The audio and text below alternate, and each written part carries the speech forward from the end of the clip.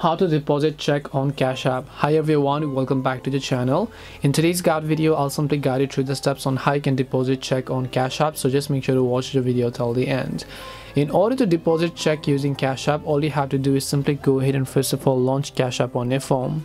Once you launch Cash App, keep in mind that this feature may or may not be available to you depending upon which region and geographical regions you're from.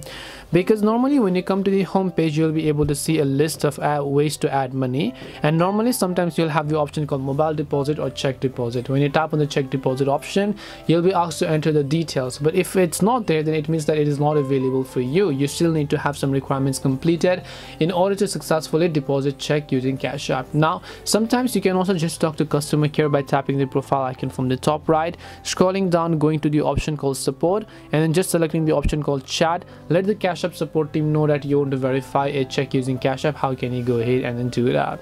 So this way you can actually deposit check using Cash App. Hope this video was very helpful, and if it did help you, then make sure to leave a like and subscribe to our channel. If you have got any more questions, then feel free to leave them down below. Thank you very much for watching till the end of this tutorial, and see you soon in the next video.